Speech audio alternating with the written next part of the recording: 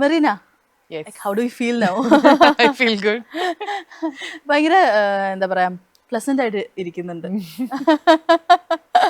എന്താണ് എനർജിക്ക് പിന്നിലുള്ള രഹസ്യം എന്താണ്? എനർജിക്ക് Like, പിന്നെ എനിക്കറിയാം ഇന്ന് കുറച്ച് ഹെൽത്ത് വൈസ് ഇന്ന് ഇത്തിരി ഓക്കെ അല്ലാന്ന്, ബട്ട് സ്റ്റിൽ ഇന്ന് എല്ലാ കാര്യത്തിനും ഓക്കെ ആയിട്ട് നിൽക്കുന്നുണ്ടായിരുന്നു, ആ എനർജി നിൽക്കുന്നുണ്ടായിരുന്നു. അപ്പോൾ എന്താണ് ആ എനർജി ഇങ്ങനെ ബാക്കപ്പ് ചെയ്ത് വെക്കാനുള്ള കാരണം അല്ല, എന്താണ്? എനിക്ക് എപ്പോഴും എനിക്ക് തോന്നിയിട്ടുള്ളത് ഏത് സ്പേസിൽ പോയാലും ആളുകൾ ഭയങ്കരമായിട്ട് എന്നെ ഇൻഫ്ലുവൻസ് ചെയ്യും. അപ്പം ഞാൻ ഇന്നിപ്പോൾ രാവിലെ ഒരു പ്രസ് മീറ്റ് പോലെയായിരുന്നല്ലോ കഴിഞ്ഞത്. അപ്പം എൻ്റെ കൂടെ നിന്ന ആളുകളിൽ കുറേ ആൾക്കാർ എനിക്ക് വളരെ വേണ്ടപ്പെട്ട വളരെ നല്ല സുഹൃത്തുക്കളായിട്ടുള്ള ആളുകളാണ്. അപ്പം അവരുടെ അടുത്ത് സംസാരിച്ച് ഞാനിങ്ങനെ കുറച്ച് ഹൈപ്പറായിട്ടാണ് നിന്നുകൊണ്ടിരുന്നത്. ഇപ്പൊ ഒരു ഉച്ചയൊക്കെ ആയപ്പോൾ പതുക്കെ ഇങ്ങനെ ആവുന്നുണ്ട്. ഇറ്റ്സ് ഓക്കെ, നമ്മളും പരിചയം ഉണ്ടല്ലോ, അതെ അതെ അതെ. സുഹൃത്തുക്കളായതുകൊണ്ട് കുഴപ്പമില്ല. ഈ റീസെന്റ് ഡേയ്സിലായിട്ട് ഏറ്റവും കൂടുതൽ കണ്ടുവരുന്നത് വെച്ച് കഴിഞ്ഞാൽ ഈ പറയുന്ന പോലെ തന്നെ കുറച്ച് ഇന്റർവ്യൂസിന്റെ ഇഷ്യൂസ് ഉണ്ടായി. മെറീന അത് കണ്ടിരുന്നോ? അപ്പോ മെറീനയുടെ ഒരു പെർസ്പെക്റ്റീവിൽ ഒരുപാട് ഇന്റർവ്യൂസ് കൊടുത്തിട്ടുള്ള ആളാണ്.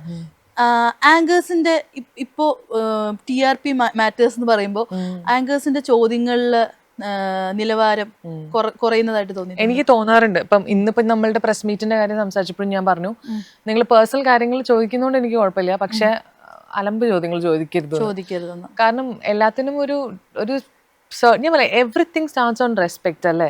ഇപ്പൊ നമ്മൾ റാൻഡമായിട്ട് സ്ട്രേഞ്ചേഴ്സ് ആയിട്ട് പരിചയപ്പെടുകയാണെങ്കിലും എനിക്കൊരു റെസ്പെക്റ്റോട് കൂടിയായിരിക്കും ഞാൻ കാര്യങ്ങൾ ചെയ്യുന്നത്. അപ്പൊ താങ്കളും ആ റെസ്പെക്ട് തിരിച്ചു തരണമെന്ന് ഞാൻ എക്സ്പെക്ട് ചെയ്യുന്നുണ്ട്. അതിപ്പം ഒരു ആങ്കറിങ് ചെയ്യുന്ന ആളാണെങ്കിൽ, ഇപ്പം ഇന്നിപ്പോ എന്റെ കൂടെ ഉള്ള ഒരു സഹപ്രവർത്തക ഒരു വീഡിയോ ഇട്ടു. പുള്ളിക്കാരി ആങ്കർ ആണ്. അപ്പം ജ്വൽ വളരെ വാലിഡ് ആയിട്ടുള്ള കാര്യം പറഞ്ഞു. പറയാൻ ആഗ്രഹിക്കുന്ന കാര്യങ്ങൾ ജ്വല് പറഞ്ഞു, ലൈക്ക് നിങ്ങൾക്ക് ആ ചോദ്യം കൊണ്ടുവന്ന് തരുമ്പോ നിങ്ങൾക്ക് അത് പറ്റില്ല എന്ന് പറഞ്ഞുകൂടെ, അല്ലെങ്കിൽ നിങ്ങൾക്ക് ഇത്, കാരണം ശാന്തി കൃഷ്ണ മാമിന്റെ അടുത്തൊക്കെ ഭയങ്കര സെൻസിറ്റീവ് ആയിട്ടുള്ള കാര്യമല്ലേ ചോദിക്കുന്നത്. അവര് അത്രയും ഹാപ്പി ആയിട്ട് ഇന്റർവ്യൂ കൊടുത്തോണ്ടിരിക്കുമ്പോ പെട്ടെന്ന് അങ്ങനെ ഒരു കാര്യം എക്സ്പെക്ട് ചെയ്യത്തില്ലല്ലോ. അപ്പം എനിക്കത് കാണുമ്പോൾ ഭയങ്കര വിഷമമൊന്നല്ല, എന്താണ് ഇത് എന്നുള്ള ഒരു സാധനം നമുക്ക് തോന്നുമല്ലോ. അപ്പം കുറച്ചുകൂടെ, പക്ഷെ ഓപ്പോസിറ്റ് ഇരിക്കുന്ന ആളൊരു ഹ്യൂമൻ ആണെന്നെങ്കിലും ഒന്ന് പക്ഷെ ഐ ടെൽ യു, ലൈക്ക് ഷൈൻ്റെ ഒരു ട്രാജഡി കഴിഞ്ഞതിന് ശേഷം ഷൈൻ്റെ ഒരു കിഡിലെ ഇന്റർവ്യൂ വന്നു, അമേസിങ് ഇന്റർവ്യൂ. അപ്പം അതിനുള്ളൊരു ഫാൻ ഫോളോയിങ്ങും അല്ലെങ്കിൽ അതിന് അവർ നടത്തിയിരിക്കുന്ന ഒരു എന്താ പറയാ സ്റ്റഡി എന്ന് ഞാൻ പറയില്ല, പ്രിപ്പറേഷനും ഭയങ്കര അടിപൊളിയാണ്. അപ്പൊ അങ്ങനത്തെ ഇന്റർവ്യൂ കാണാൻ ആളുകളുണ്ട്. അപ്പൊ അങ്ങനത്തെ ക്വാളിറ്റി കണ്ടന്റ് ഡെലിവർ ചെയ്യേണ്ടത് ഈ മീഡിയ ആളുകളാണ്. അപ്പൊ നിങ്ങളിൽ നിന്ന് ചേഞ്ചസ് വന്നാൽ മാത്രമേ ഇത് ചേഞ്ച് ആവുള്ളൂ. ഇത് എത്രത്തോളം താഴേക്ക് പോകുന്നു എന്നുള്ളത് ആ ഒരു ട്രെൻഡ് അനുസരിച്ചിരിക്കും. അപ്പൊ ട്രെൻഡ് മാറ്റി പിടിക്കേണ്ടത് നിങ്ങളിൽ ആരെങ്കിലും ആളാണ്. അപ്പൊ ഇങ്ങനത്തെ ഇന്റർവ്യൂസ് ഇനി നമ്മള് എന്താ പറയാ സപ്പോർട്ട് ചെയ്യില്ല എന്നോ, അല്ലെങ്കിൽ ഇങ്ങനത്തെ ചോദ്യങ്ങൾ നമ്മൾ ഇനി ടോളറേറ്റ് ചെയ്യില്ല എന്ന് പറഞ്ഞാൽ തീരാവുന്ന പ്രശ്നമേ ഉള്ളൂ. പക്ഷെ എപ്പോഴും ഈ പറഞ്ഞ പോലെ കുറച്ച് ക്വാളിറ്റി എല്ലാ കാര്യങ്ങളിലും മെയിൻറ്റെയിൻ ചെയ്യുന്നത് ബെറ്റർ ആണെന്ന് എനിക്ക് പലപ്പോഴും തോന്നിയിട്ടുണ്ട്. ജേർണലിസം പഠിച്ചത്ര ആഗ്രഹത്തോടെ വന്നവരായിരിക്കും. അപ്പോഴും മീഡിയ എത്തിക്സിന് ഇവിടെ ഒരു വിലയില്ല, അത് നമുക്കും ഫീൽ ചെയ്യാറുണ്ട് ആ ഒരു സംഭവം. പക്ഷെ ഞാൻ ചോദിക്കട്ടെ, അല്ല, ജേർണലിസം പഠിച്ചു വന്നിട്ട് അത്യാവശ്യം എത്തിക്സ് ഉള്ള ആളുകളുടെ ഇന്റർവ്യൂ കണ്ടാൽ നമുക്ക് അറിയാം അവർക്ക് ക്വാളിറ്റി ഉണ്ടെന്നുള്ളത്. സി, ആളുകൾക്ക് ഇത് കാണുന്ന സമയത്ത് വാലിഡേറ്റ് ചെയ്യുന്ന ആളുകൾക്ക്, ഫോർ എക്സാമ്പിൾ സാധാരണക്കാരനാണെങ്കിൽ പോലും കുറച്ച് നല്ല തിങ്കിങ്ങോ അല്ലെങ്കിൽ നല്ല ബുദ്ധിയും ബോധമുള്ള ആളുകൾക്ക് ഇത് കണ്ടാൽ മനസ്സിലാവും ഇവരിത് വെറുതെ വായി തോന്നിയ കാര്യങ്ങൾ സംസാരിക്കുകയല്ല, ഇവരിതിൽ ഹോംവർക്ക് ചെയ്തിട്ടുണ്ടെന്നുള്ളത് കൃത്യമായിട്ട് മനസ്സിലാവും. അങ്ങനെയുള്ള നല്ല ക്രീം ഓഡിയൻസ് എന്നൊക്കെ പറയില്ല, അങ്ങനത്തെ ഓഡിയൻസ് ഇഷ്ടം പോലെ ആളുകളുണ്ട്. ബട്ട് അത് സെലിബ്രേറ്റ് ചെയ്യപ്പെടുന്നില്ല എന്നുള്ളതാണ്. സെലിബ്രേറ്റ് ചെയ്യപ്പെടുന്നത് ആയിരിക്കും. പിന്നെ എനിക്ക് ഫീൽ ചെയ്ത കാര്യം നേരത്തെ പറഞ്ഞല്ലോ, ഈ ക്വസ്റ്റ്യൻസിന്റെ കാര്യം, കുറച്ച് എന്താ പറയാ ഒരു എംപതി ആവാം അല്ലെ ഗസ്റ്റിനോട്. എംപതി എന്ന് പറഞ്ഞാലും മീഡിയയിൽ നിന്ന് എനിക്കറിയില്ല എന്താണ് ചോദിച്ച് എടുക്കാൻ ട്രൈ ചെയ്യുന്നത്. പേഴ്സണൽ കാര്യമാണോ, ട്രാജഡി ആണോ ഉദ്ദേശിക്കുന്നത്, അല്ലെങ്കിൽ അവര് ഭയങ്കര ഡള്ളായിട്ട് ഇരിക്കുന്ന മൊമെന്റ് ആണോ ക്യാപ്ചർ ചെയ്യാൻ ഉദ്ദേശിക്കുന്നത് എന്നുള്ളത്, എന്താണ് അതിന്റെ അജണ്ട എന്നുള്ളത് എനിക്കറിയില്ല. ബട്ട് ചോദിക്കുമ്പോൾ നമുക്ക് ആളാദ്യം കംഫർട്ടബിൾ ആണോ എന്ന് ചോദിച്ചിട്ട് ഓഫ് ദ ക്യാമറ ചോദിച്ചിട്ട് മാത്രങ്ങൾ ചോദ്യങ്ങൾ പ്രൊസീഡ് ചെയ്യുന്നതല്ലേ കുറച്ചുകൂടെ ബെറ്റർ എന്ന് എനിക്ക് ആസ് എ പേഴ്സൺ തോന്നിയിട്ടുണ്ട്. ബട്ട് സ്റ്റിൽ നമുക്ക് ഇത് കഴിഞ്ഞിട്ടാണെങ്കിലും എഡിറ്റിംഗ് എന്നുള്ളൊരു ഓപ്ഷനും ഉണ്ട്. അപ്പൊ അതിൽ എഡിറ്റും ചെയ്യുന്നില്ല. ഒന്ന് ആലോചിച്ച് നോക്കിയേ, വളരെ സന്തോഷമായിട്ടിരിക്കുമ്പോൾ പെട്ടെന്ന് ഇങ്ങനെ ഒരു ചോദ്യം വരുന്ന സമയത്ത് ആ ആർട്ടിസ്റ്റിന് അത് ഹാൻഡിൽ ചെയ്യാൻ പറ്റാത്ത ആളാണെങ്കിലോ ഒത്തിരി ഇതൊരു ട്രോമാറ്റിക് ആയിട്ടുള്ള ഒരു ഇൻസിഡന്റ് ആയിരിക്കും ചിലപ്പോൾ അവരുടെ ലൈഫിൽ. അപ്പൊ അവർ എത്രയോ കാശ് മുടക്കി തെറപ്പി ചെയ്തു, മരുന്നുകൾ കഴിച്ചു, ഒത്തിരി കാലം, അതായത് മേ ബി 1 വർഷം 3 വർഷം 10 വർഷമൊക്കെ റിക്കവർ ചെയ്ത് വന്ന സാധനമായിരിക്കും ഒരു ക്വസ്റ്റ്യൻ കൊണ്ട് പൊളിയുന്നത്. അതൊരു ഭയങ്കര ഒരു ഹ്യൂമാനിറ്റേറിയൻ ഗ്രൗണ്ടിൽ നിന്ന് നോക്കുമ്പോൾ ഭയങ്കര മോശമല്ലേ. പിന്നെ അതൊരു മോശം കാര്യമാണ്. ആ മോശമാണെന്ന് എല്ലാവർക്കും തോന്നണം. അതുകൊണ്ടാണ് ഈ സെൻസ് ഉള്ള നാട്ടുകാർ ഇതെടുത്ത് പൊങ്കാല ഇടുന്നത് ഓൺലൈനിൽ.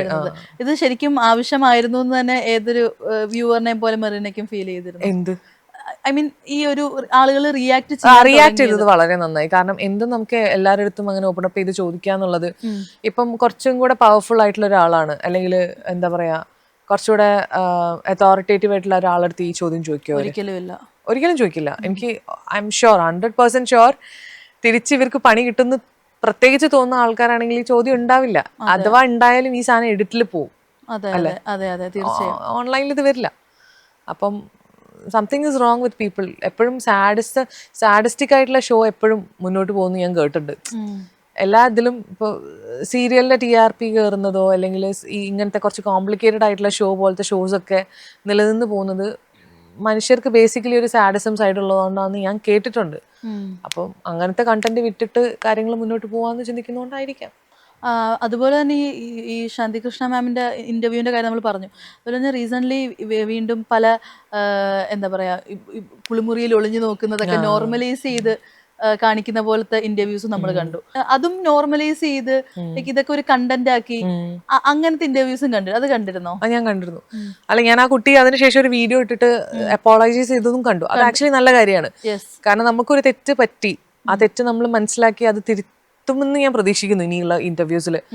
ബട്ട് ആ സംസാരിച്ച കാര്യം നമുക്ക് ഇങ്ങനത്തെ ഇന്റർവ്യൂ ഞാൻ മുമ്പ് വേറൊരു ചാനലിൽ കണ്ടിട്ടുണ്ട്. വേറെ വളരെ ഫേമസ് ആയിട്ടുള്ള ഒരു റൈറ്റർ, അതിലും ഫേമസ് ആയിട്ടുള്ള ഒരു ആങ്കറും ഇരുന്ന് ചർച്ച ചെയ്യുന്നതിൽ അദ്ദേഹം ബസ്സിലിരുന്ന് ഏതോ സ്ത്രീകളെ മൊളസ്റ്റ് ചെയ്തു എന്നുള്ളത് വളരെ ലാഘവത്തോടുകൂടെ.